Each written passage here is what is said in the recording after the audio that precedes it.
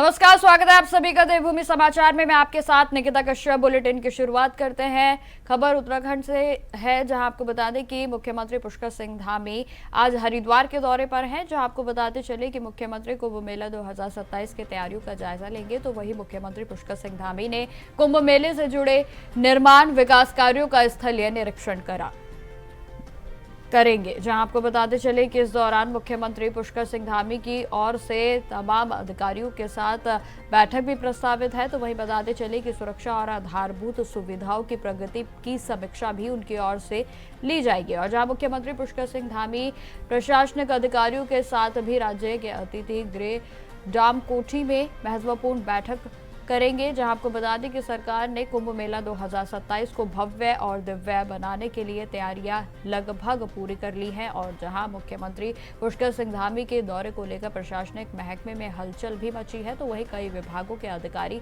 मौके पर मौजूद रहेंगे। और यह दौरा कुंभ मेला की सफलता और सुगम आयोजन की दिशा में एक महत्वपूर्ण कदम माना जा रहा है।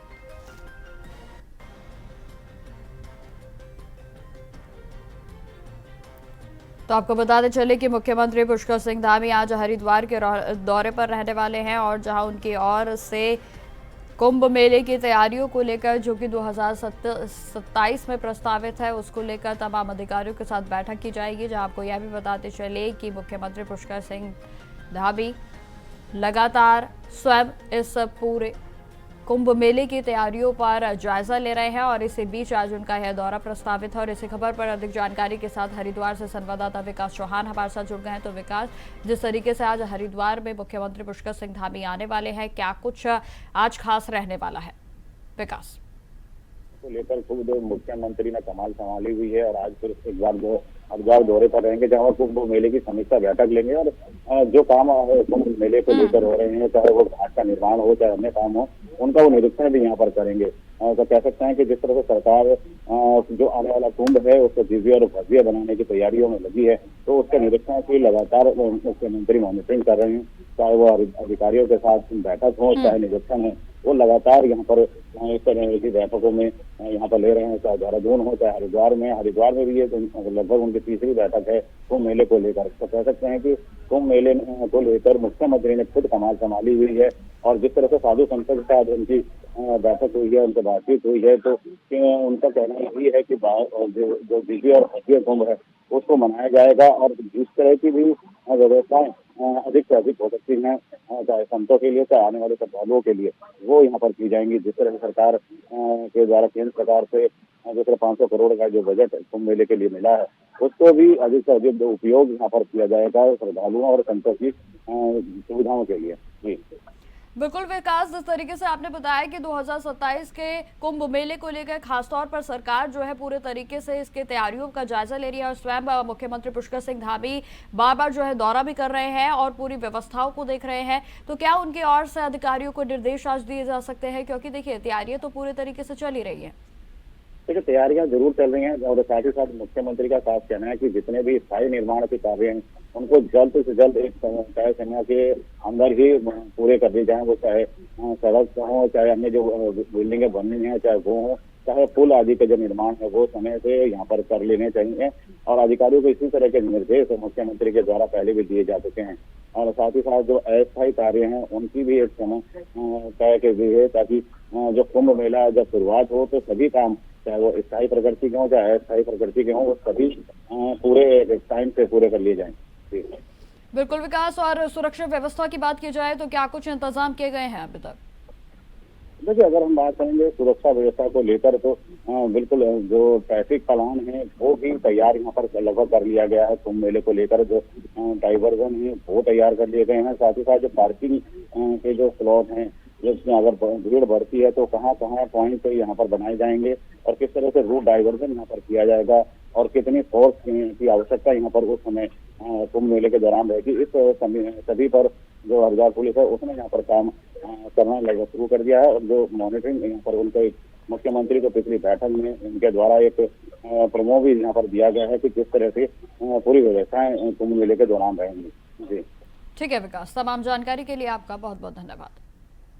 तो जिस तरीके से आपको बता दें कि मुख्यमंत्री पुष्कर सिंह धामी आज हरिद्वार के दौरे पर रहने वाले हैं, खबरों में आगे बढ़ते हैं। मुख्यमंत्री पुष्कर सिंह धामी ने भारत के प्रथम चीफ ऑफ डिफेंस स्टाफ के जनरल बिपिन रावत की जयंती पर उन्हें पुष्पांजलि अर्पित की। और जहां आपको बताते चले कि इस अवसर पर मुख्यमंत्री पुष्कर सिंह धामी ने कहा कि जनरल बिपिन रावत ने मां भारती की सेवा में अपना समर्पण जीवन समर्पित कर दिया और वे अदम्य साहस, कर्तव्य निष्ठा और उसके साथ साथ राष्ट्रभक्ति के बेहद ही प्रेरणादायक स्रोत हैं। और जहां मुख्यमंत्री पुष्कर सिंह धामी ने यह भी कहा कि राष्ट्र की सुरक्षा और सेवा के प्रति जनरल रावत का समर्पण हम सभी के लिए सदैव ही प्रेरणा का स्रोत रहेगा। उनका नेतृत्व, दूरदर्शिता और देश के प्रति अटूट निष्ठा आने वाली पीढ़ियों को राष्ट्र सेवा के लिए प्रेरित करती रहेगी।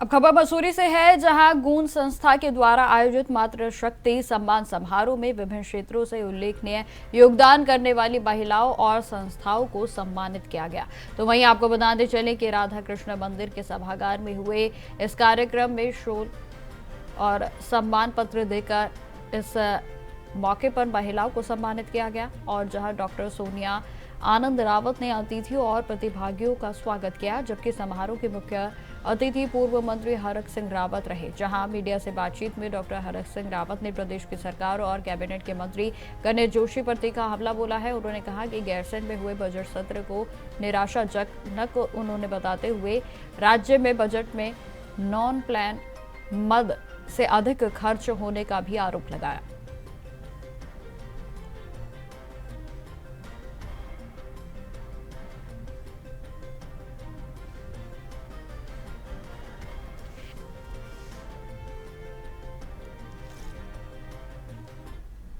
इसके बाद मंसूरी में महिलाओं को सम्मान करना ये मेरे लिए फक्र का विषय है, मेरे लिए गौरव का विषय है, क्योंकि यहाँ की 2 महिलाओं ने उत्तराखंड राज्य की नींव डाली है।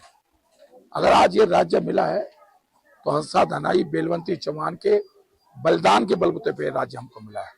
तो इसलिए आज हम गौरवान्वित हैं कि आज इस मंसूरी की धरती पर हमने आज महिलाओं को सम्मान किया। बजट सत्र बहुत निराशाजनक था। 5 दिन में आप देखिए, एक दिन तो राज्यपाल का भाषण हो गया, एक दिन तो उसी में निकल गया, तो केवल 4 दिन विधानसभा चली है। तो 4 दिन में आप बताइए कि इतने विभाग होते हैं, उन पे चर्चा होनी चाहिए थी। कम से कम 1 महीने से अधिक विधानसभा सत्र चलना चाहिए। यूपी में कम से कम 2 महीने विधानसभा सत्र चलता था, क्योंकि बीच में कुछ छुट्टियां भी होती थी। गैरसैंण के नाम पर उत्तराखंड की जनता को ठगा जा रहा है, वहां जल्दबाजी में सत्र आयोजित किया जा रहा है, विपक्ष की आवाज को दबाया जा रहा है, और जिस तरह सरकार के मंत्री गैर जिम्मेदाराना बयान दे रहे हैं, चाहे सदन के हो चाहे सदन के बाहर, वो दुर्भाग्यपूर्ण है।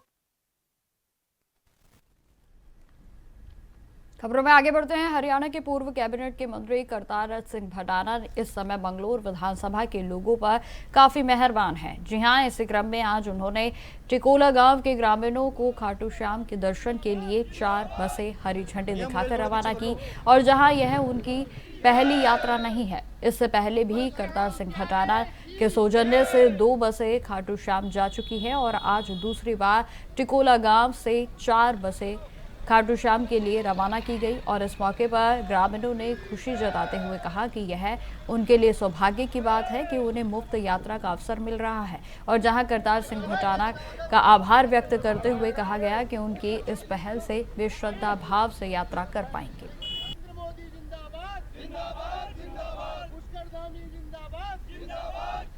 भैया मोबाइल थोड़ा पीछे कर लो।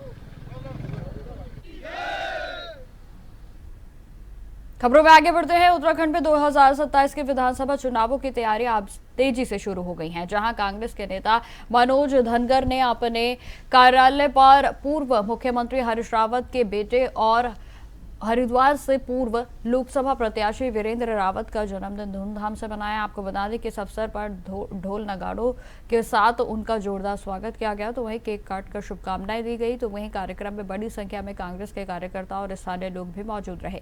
और जहां वीरेंद्र रावत ने कहा कि 2027 में उत्तराखंड की जनता बदलाव चाहती है और कांग्रेस इस चुनाव के लिए पूरी तरह से तैयार भी है। और जहां हरिद्वार की 11 विधानसभा सीटों में से 9 पर जीत का लक्ष्य उनकी ओर से रखा गया है। तो वहीं आपको यह भी जानकारी देते चले कि मनोज धनगर ने वीरेंद्र रावत की लोकप्रियता को देखते हुए कहा कि कांग्रेस कार्यकर्ता पूरी मजबूती के साथ आगामी चुनावों में भाग लेंगे।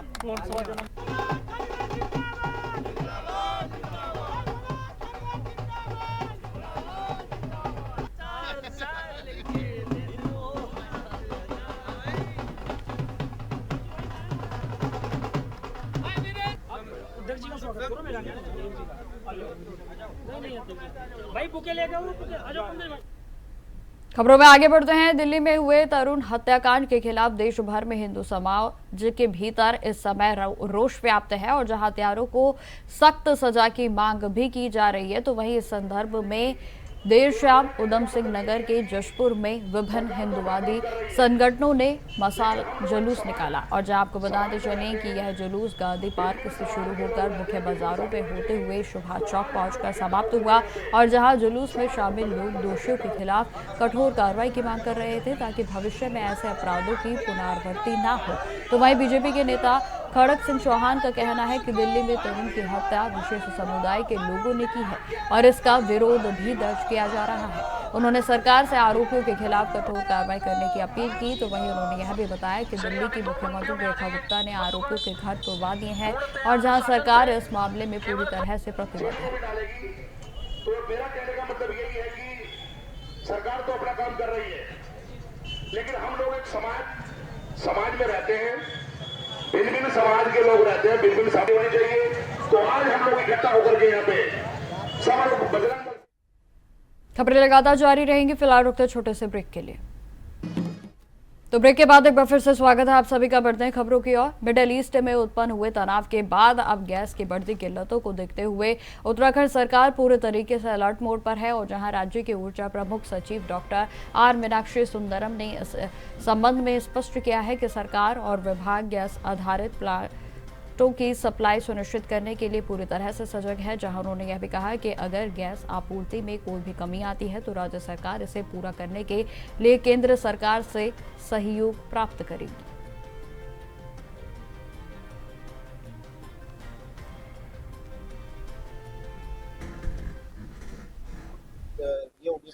देखिए, ये स्थिति पहले भी रशिया और यूक्रेन के बीच में जब वार हुई थी, उस समय भी ये स्थिति उत्पन्न हुई थी, गैस की किल्लत हुई थी।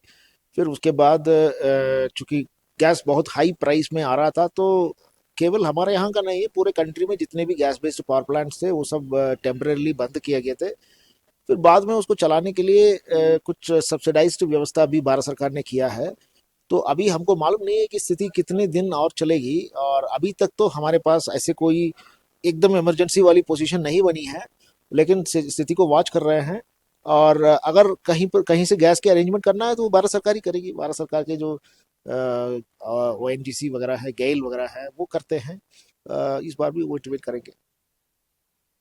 अब खबर हल्द्वानी से है, जहां हल्द्वानी सहित नैनीताल जिले के कई इलाकों में इन दिनों LPG गैस सिलेंडर की कमी की बातें सामने आ रही हैं। और जहां गैस एजेंसियां सिलेंडर की आपूर्ति कम होने और समय पर डिलीवरी ना मिलने की शिकायतें लगातार इसका सामना कर रही हैं। और इस स्थिति को देखते हुए नैनीताल के जिलाधिकारी ललित मोहन रयाल ने अधिकारियों और गैस एजेंसी को आवश्यक दिशा निर्देश दिए हैं। जिलाधिकारी का कहना है कि जिले में LPG गैस की कमी की शिकायतों को गंभीरता से लिया जाए। और जहां उन्होंने गैस एजेंसियों के साथ प्रतिनिधियों के साथ भी बैठक कर स्थिति की समीक्षा की और जहां सुनिश्चित करने के निर्देश दिए गए हैं कि उपभोक्ताओं को समय पर गैस सिलेंडर उपलब्ध किए जाए।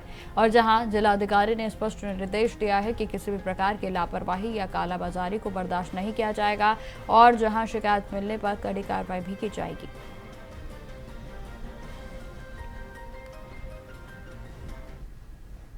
ये घरेलू गैस कनेक्शन को लेकर IOC ने गाइडलाइंस जारी की हैं कि जो 15 दिन का इंटरलॉकिंग पीरियड था उसको 25 दिन कर दिया गया है। उनकी जो वेबसाइट है उसमें कुछ इशू आने की वजह से पैनिक क्रिएट हुआ है। गोडाउन्स की तरफ लोगों की आमोदरफ्त देखी गई कि सिलेंडर लेके खुद जाने लगे, तो उसको लेके गैस एजेंसीज हमारे जनपद में 25 हैं। आईओसी के जो अधिकारी हैं उनसे भी वार्ता हुई है। तो जो हमारे पास स्टॉक है उसमें बुकिंग के लिए निकटवर्ती गैस एजेंसी में उपभोक्ता जा रहे हैं। नागरिकों से, उपभोक्ताओं से अपील की गई है कि थोड़ा संयम और धैर्य बरतें। खबरों में आगे बढ़ते हैं। उत्तराखंड में मौसम के बदलते मिजाज से जनजीवन खुशहाल हो गया है, तो वहीं भारी बारिश के बाद और बर्फबारी के कारण तापमान में गिरावट आई और जिससे कि मौसम सुहावना नजर आ रहा है। तो वहीं आपको बता दें कि इस बदलाव से राज्य में पर्यटक स्थलों पर फिर से पर्यटकों का जमावड़ा भी लगने लगा है। खासकर के नैनीताल, मसूरी, ओली और हिमालय की ऊंची चोटियों पर बर्फबारी से पर्यटकों को और भी ज्यादा आकर्षित कर रही हैं। तो वहीं लोग सर्दियों का मजा लेने के लिए इन स्थलों पर पहुंच रहे हैं और जहां बारिश और बर्फबारी से न केवल मौसम ठंडा हुआ है बल्कि प्राकृतिक सौंदर्य और भी बढ़ गया है और जिससे यहां का वातावरण और भी मनमोहक नजर आ रहा है।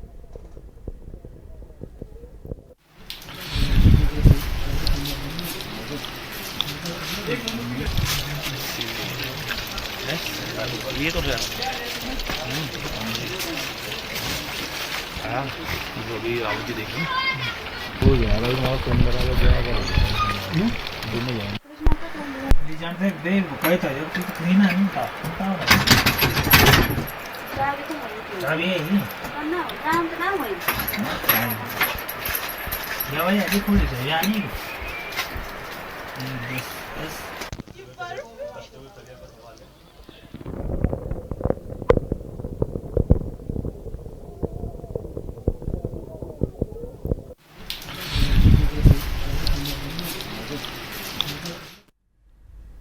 यमुनोत्री धाम में ताजा बर्फबारी शुरू हो गई है और जिससे पूरे धाम में सफेद चादर से बिछ गई है और अचानक से बर्फबारी के कारण तापमान में भी गिरावट आई है, तो वहीं ठंड भी बढ़ गई है। आपको जानकारी देते चलें कि उच्च हिमालयी क्षेत्रों में बर्फ गिरने से न केवल यमुनोत्री धाम बल्कि आसपास के इलाकों में भी ठंड का असर देखने को मिल रहा है। बर्फबारी से पहाड़ों का नजारा और भी खूबसूरत नजर आ रहा है और जिससे कि पर्यटक और स्थानीय लोगों में उत्साह का भी माहौल देखने को मिल रहा है।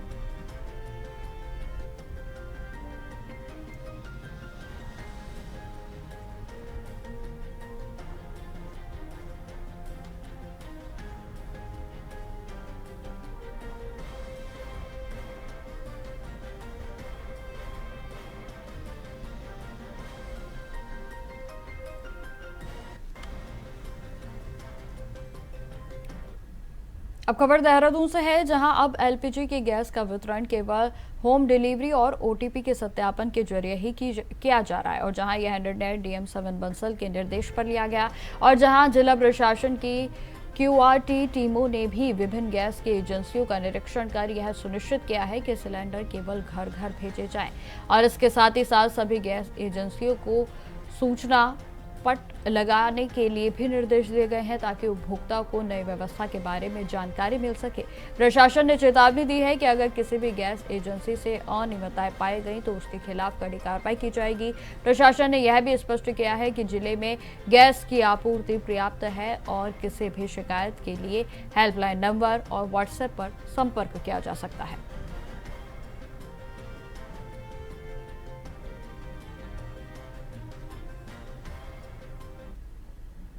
खबरों में आगे बढ़ते हैं। यूपीएससी में मिनल नेगी ने देश भर में 66वीं रैंक हासिल की है, तो वहीं मिनल नेगी का ग्राफिक एरा हिल यूनिवर्सिटी ने उन्हें सम्मानित किया और जहां इस अवसर पर मिनल ने कहा कि कठिन परीक्षाओं में सफलता पाने के लिए हर दिन पढ़ाई करना और लगातार कुछ नया सीखते रहना ही असली मंत्र है। उन्होंने यह भी कहा कि सफलता केवल लक्ष्य तक पहुंचने का काम नहीं बल्कि खुद को बेहतर बनाने की एक सतत प्रक्रिया है। और कार्यक्रम के दौरान आपको यह भी बता दें कि मिनल नेगी ने ग्राफिक एरा में बिताए अपने छात्र जीवन के अनुभवों को भी साझा कहा, जहां उन्होंने कहा कि यहाँ के 3 साल उनके जीवन के सबसे महत्वपूर्ण रहे। स्टार्ट की है उसकी फाउंडेशन कहीं न कहीं ग्राफिक एरा से ही मुझे मिली थी और वो सर उसके लिए मैं बहुत थैंकफुल हूँ। और जो मेरी यहाँ पर 2 साल 3 साल जर्नी रही है वो बहुत ही एडवेंचरस के साथ-साथ बहुत इवेंटफुल भी रही है। मुझे सिर्फ़ एकेडमिक मदद नहीं मिली है, मुझे यहाँ पर होस्टिंग के मौके और वो जो प्लेटफ़ॉर्म है मुझे वो मिला है और उसके लिए मैं बहुत थैंकफुल हूँ ग्राफिक एरा का। अब खबर कंखल क्षेत्र से है, जहां पुलिस की मुस्तैदी से एक महिला की जान बचाई जा सकी है। आपको बताते चलें कि 36 वर्षीय युवक नमन शर्मा ने अपनी मां को घर में बंधक बनाकर गैस सिलेंडर से आग लगाने की कोशिश की और जहां पुलिस की सूचना मिलते ही चौकी प्रभारी सुधांशु कौशिक तुरंत मौके पर पहुंचे और जहां स्थिति की गंभीरता को समझते हुए पुलिसकर्मियों को कटर लाने के आदेश दिए गए और साहसिक तरीके से उन्होंने घर की छत पर चढ़कर खिड़की से प्रवेश किया और जहां आरोपी चाकू और लाइटर के साथ गैस सिलेंडर को खोलने की स्थिति में था। बिना समय गंवाए उन्होंने आरोपी को काबू कर लिया और जहां इसके बाद पुलिस ने घर का मुख्य दरवाजा काटकर महिला को सुरक्षित बाहर निकाला, तो वहीं स्थानीय लोगों ने उनकी बहादुरी की भी सराहना की, क्योंकि यदि पुलिस समय पर नहीं पहुंचती तो महिला की जान जा सकती थी।